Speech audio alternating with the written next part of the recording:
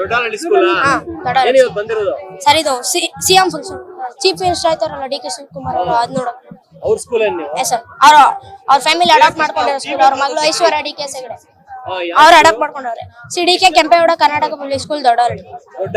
Sir ನಿಮ್ಗೆ ಅಲ್ಲಿ ಬರ್ತಾ ಇದ್ರ ಡಿ ಕೆ ಶಿವಕುಮಾರ್ ಅವರು? ಸರ್ ಅವಾಗ ಅವ್ರಿಗಿಂತ ಅವರು ಐಶ್ವರ್ಯ ಡಿ ಕೆ ಬರ್ತಾರಾ?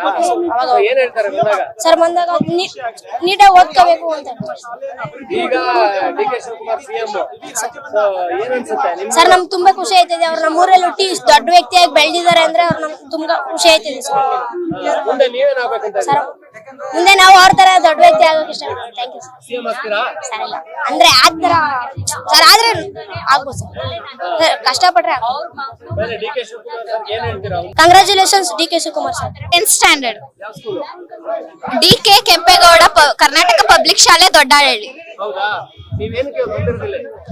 ಯಾಕಂದ್ರೆ ನಮ್ಮೂರಲ್ಲಿ ಇದ್ದಂತಹ ಒಬ್ಬ ಇವರು ಇವತ್ತು ಸಿಎಂ ಆಗಿದ್ದಾರೆ ಅಂದ್ರೆ ನಮ್ಗೆ ತುಂಬಾ ಹೆಮ್ಮೆ ಆಗ್ತಾ ಇದೆ, ತುಂಬಾ ಸಂತೋಷ ಆಗ್ತಾ ಇದೆ.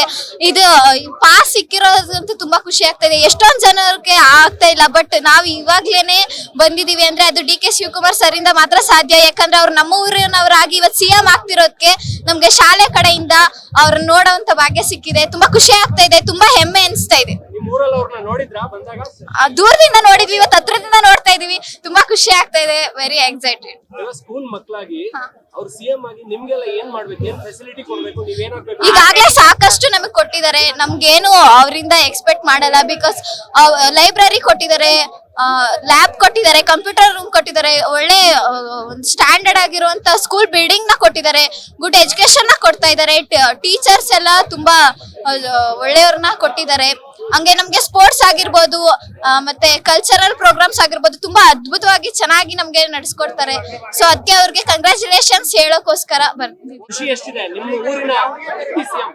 ತುಂಬಾ ಖುಷಿ ಆಗ್ತಾ ಇದೆ. ಯಾಕಂದ್ರೆ ಯಾರಿಗೂ ಸಿಕ್ತಾಗಿರೋ ಅವಕಾಶ ನಮ್ಗ್ ಸಿಕ್ಕಿದೆ ಅಂದ್ರೆ ನಂಗೆ ತುಂಬಾ ಖುಷಿ ಆಗ್ತಿದೆ. ನಮ್ಮೂರಿಂದಾನೇ ಹುಟ್ಟಿ ಬೆಳೆದಿ ಅಲ್ಲೇನೆ ಬೆಳೆದಿ ಈಗ ಸಿಎಂ ಆಗಿದ್ದಾರೆ ಅಂದ್ರೆ ತುಂಬಾ ಖುಷಿ ಆಗುತ್ತೆ.